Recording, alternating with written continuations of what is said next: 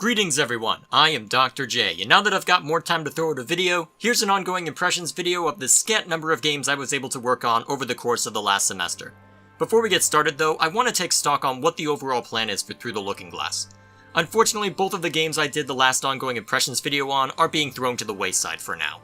For Populous the Beginning, I do want to finish it up, but apparently upgrading to Windows 10 after finishing Tomb Raider 2 was a mistake, because it also negatively affected this game as well. The short version is that there are two versions of this game within the GOG installation, one that uses Direct 3D and one that doesn't. The one that uses Direct 3D is the default version which I had been using, and outside of my recording software disliking the UI, it worked decently well. However, the version that doesn't use Direct 3D is a lot more difficult to control. I was already having issues being precise with the game's controls, but right now they're so jittery that I'm considering either creating a Windows 7 virtual machine, or flat out getting a new PC and reverting this one back to Windows 7 so I don't have to deal with this anymore. The former requires time and hard drive space that I don't want to allocate, and the latter requires money that I don't have and probably won't have for a few months. So yeah, it's gonna be a while before I can come back to that one. As for Batman Arkham Asylum, I am interested in covering it, but I think I'm gonna save it for later. I have a couple other games I'm more interested in right now, and though there might not be as much variety due to what those games are, I don't want to feel like I did a half-baked review because I wasn't fully invested in playing the game to begin with. Especially since I only got an hour or so in, I think it's best to leave it alone for the moment since I would have to start from the beginning anyway. With that said, the next review is not going to be for Through the Looking Glass. If you watched the behind the scenes video, you probably already know what it is, as it's a more modern game that I'm looking forward to sharing. I've had it prepared for a while, but since it's a modern game, I wanted to release it alongside a Steam sale. And given when this will be released, it'll probably be the next video you see on this channel. With that said, let's get to the two games that I've been trying to make progress in.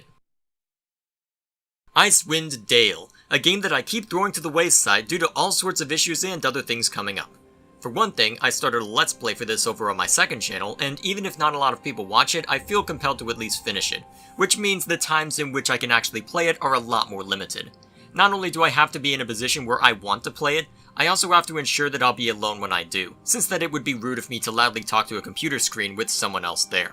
Unfortunately, that fact is likely not going to lead me to be kind on this game, because while that's part of the reason why I haven't finished it yet, it just feels like every time I go back to it, I have fun for a little while, and then it starts to feel overly repetitive, which means I leave it alone for a little bit, right on time for another game to come along and make me throw it to the wayside again. I still remember when I was using it as an excuse to avoid worrying about finals over a year ago, and to have failed to finish the game in that time is a damning indictment in and of itself. I won't go into too much detail here, but right now the main issue is that my tolerance for the grinding in it has officially reached its limit. Before too much is implied, however, I don't hate the combat. It's a well-designed system that allows you to be somewhat creative in how you approach a given situation. You're given enough gold to toy around with some interesting weapons and spells, and when the game wants to challenge you, it absolutely does. The problem is that in order to get to that point, which requires you to have at least a certain amount of in-game experience, they have to throw a lot of similar stuff at you. That means going through an area is no longer about exploring around and seeing what interesting stuff you can find, it's about slowly and inexorably hacking through the enemies in said area, clicking around to see what useful items can be grabbed, and then moving on to the next room. It's all very mechanical and lifeless, despite all of the good art and music trying to make it more bearable. Honestly, if they shaved off a fifth of the combat and rebalanced the numbers accordingly, I'd probably like it a lot more. I won't comment too much on the story here because, having played this in such a spread out fashion, there are details that I've started to forget. Before doing the review, I'll need to look over my gameplay footage and get a better sense of what's going on and how well it's paced. But to hit on a point I've mentioned before, the story would be great if the writing were a little better. As it is, now that I've played Planescape Torment and I've seen what good writing looks like, the writing in this game appears so generic. There's no sense of grandeur or, well, much of any emotion outside of what appears to be a DM reading from a script, and reading it in such a way that it's more focused on informing a PC rather than being interesting. Not necessarily a bad thing in a D&D campaign, but while the CRPG attempts to emulate D&D, that doesn't mean you have to constrain yourself to all of the same limitations, especially when you can just list out the stats below. At the time I'm writing this, I'm about to dive into the Heart of Winter material, which means there is still a chance that it could turn around and prove to be worth the grind. If that doesn't happen though, and it ends up being more of what I've already seen, I don't think I'll be able to easily recommend it. At one point I was willing to give it the benefit of the doubt, but as mentioned earlier, my patience has reached its limit, and if it pushes any further, the review is gonna be unapologetic, to say the least.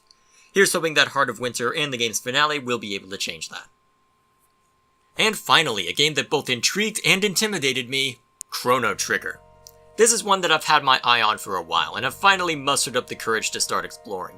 More so than with most of the games I play for this series, this is one that I can really go into without knowing, well, anything.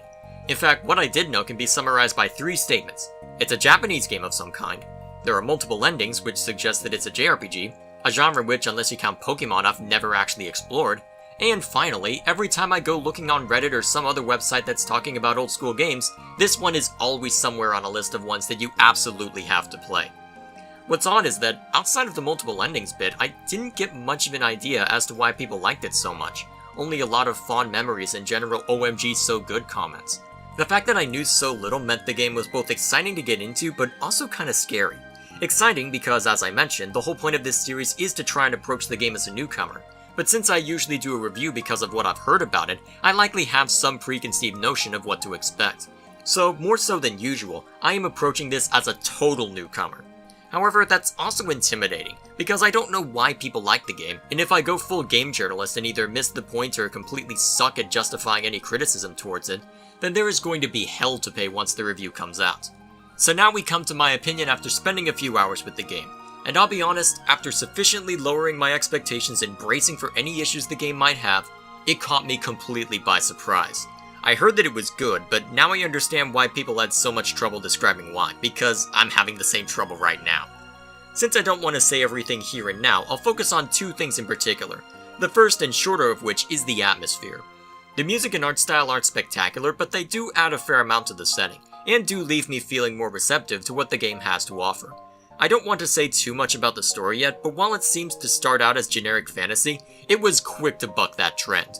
In one instance, they introduce a steampunk element that allows them to do more with the various places you visit. In another instance, the story took a hard turn from where I thought it was going, meaning I really wanted to see what other surprises it had in store for me. The characters have also been fairly interesting, as they've simultaneously fallen into and breaking their given archetypes.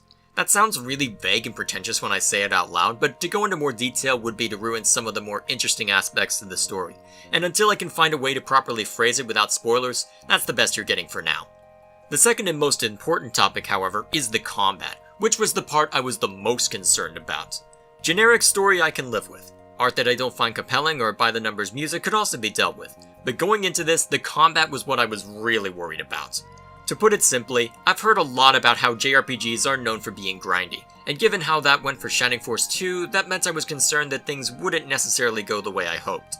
Fortunately, those concerns were almost completely eliminated within the first hour, as the combat ended up being very different from what I expected. Instead of being standard turn-based combat, it's actually playing out in real time. The speed statistic doesn't represent who goes first, but rather how quickly a character can attack again. Once a character is able to attack, it's up to you to select what you want them to do, be it use an ability, do a standard attack, or use an item. However, as you're doing this, the enemy isn't going to patiently wait for you to make up your mind, which adds a sense of urgency that you don't often get with standard turn-based combat.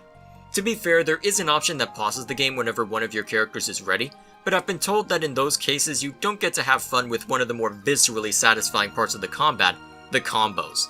This is something I also didn't expect due to a lack of familiarity with the genre, and which I'm more than happy to praise as a result.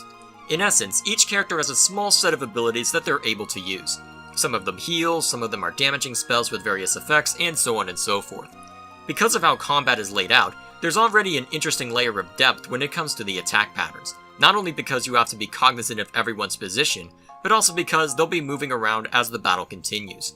For instance, one character has what is effectively a flamethrower that damages a target enemy, and will also hit every enemy in between her and the target. As another example, the main character has a spin to win that affects everyone around a targeted enemy. Where things really get interesting are the combos I mentioned, because these are preset combinations of these abilities that can be used when 2 or 3 characters are both able to attack. To pull from earlier examples, the main character will use his spin as before, only this time the other character will use her flamethrower to drastically empower the ability.